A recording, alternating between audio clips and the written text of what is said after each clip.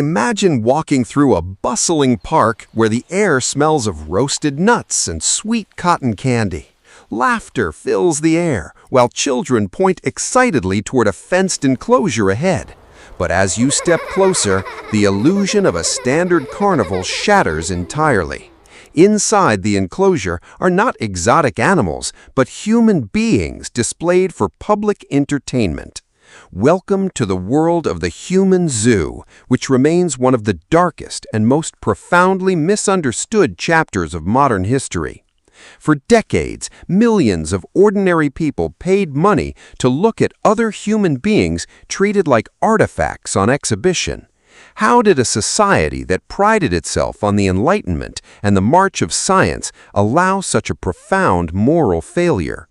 Today, we are going to look behind the curtain of this forgotten history. We will explore how curiosity turned into ruthless exploitation, how science was weaponized against humanity, and why remembering this dark mirror is essential if we want to understand our world today. To understand how human zoos came to be, we have to look back at the roots of European expansion. Long before the official 19th century exhibitions, royal courts in Europe collected curiosities. Explorers returning from the Americas, Africa, and Asia often brought back indigenous people to prove the vastness of colonial reach. These individuals were treated as living trophies, paraded before monarchs to satisfy an insatiable appetite for the unknown. By the 19th century, this aristocratic novelty transformed into a mass market phenomenon. The Industrial Revolution had created a new urban middle class with disposable income and a hunger for entertainment. At the same time, the rise of mass media, photography, and world's fairs created a massive stage. Promoters realized that they could monetize the public's fascination with distant lands. They didn't just want to show artifacts in glass cases, they wanted living, breathing spectacles that could draw massive crowds and generate unprecedented profits. The explosive growth of human zoos in the late 1800s did not happen in a vacuum. It coincided directly with the scramble for Africa and aggressive imperial expansion. As European powers divided continents among themselves, they needed a justification for subjugating millions of people. Enter the dangerous pseudoscience of the era. Theories of social Darwinism and racial hierarchy were weaponized to convince the public that humanity was divided into distinct rungs on an evolutionary ladder. Anthropologists, ethnologists, and entrepreneurs collaborated to create exhibits that supposedly proved these theories. They argued that putting non-white people on display was educational, a living museum of human evolution. By framing these exhibitions as science, they stripped the captives of their humanity, reducing complex cultures, histories, and individuals into flat stereotypes. The public bought tickets believing they were participating in an educational endeavor, unaware they were consuming state-sponsored propaganda. By the peak of the phenomenon, human zoos were massive commercial enterprises, drawing staggering crowds. The 1889 Paris Exposition Universale, which also gave the world the Eiffel Tower, attracted an unbelievable 28 million visitors. Its single most popular attraction was the Village Nègre, a human zoo featuring 400 indigenous people living in simulated native huts. Visitors could toss coins, throw food like peanuts or bread, and demand that the performers dance, sing, or perform traditional rituals on command. Similar exhibits became staples at world's fairs across Europe and the United States, including Chicago, Antwerp, and Hamburg. Entire villages were meticulously reconstructed, complete with imported flora, native architecture, and coerced inhabitants.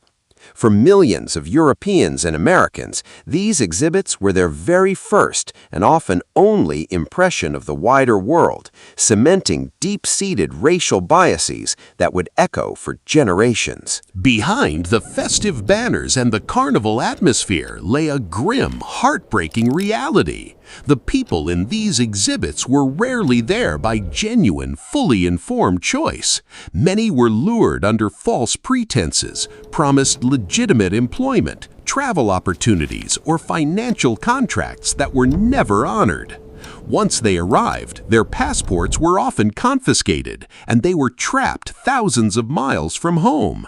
They were forced to perform day after day, rain or shine, regardless of exhaustion or illness. They had to endure the constant, dehumanizing stares of curious crowds who viewed them as subhuman. Simple acts of daily life, cooking, eating, resting, were turned into public performances. The psychological toll was devastating, leading to profound depression, alienation, and a deep sense of betrayal. They were stripped of their autonomy, their dignity, and their right to privacy, treated merely as commodities designed to line the pockets of unscrupulous promoters. Perhaps the most infamous and tragic individual story from this era is that of Ota Benga, a young Mbuti man from present-day Democratic Republic of Congo. In 1906, Benga was placed on display at the Bronx Zoo in New York City, housed in the monkey house alongside an orangutan to emphasize evolutionary propaganda. Day after day, massive crowds gathered to gawk, jeer, and poke fun at him.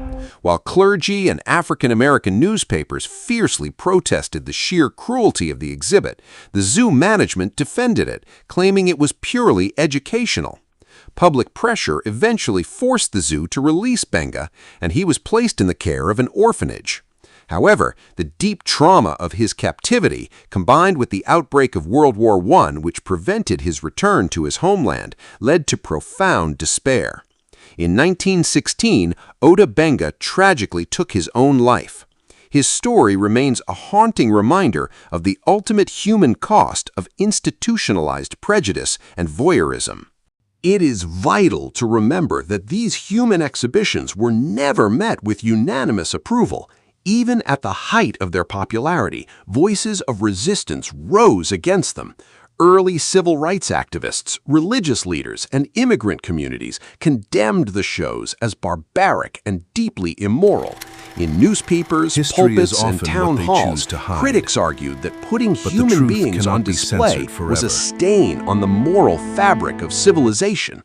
Furthermore, the individuals trapped within these exhibitions were never passive victims.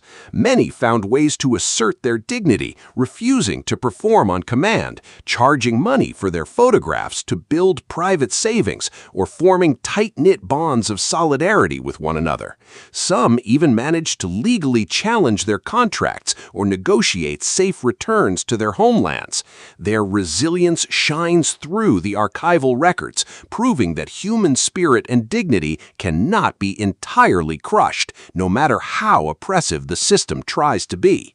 As the 20th century progressed, the golden age of human zoos slowly began to fade, though not overnight.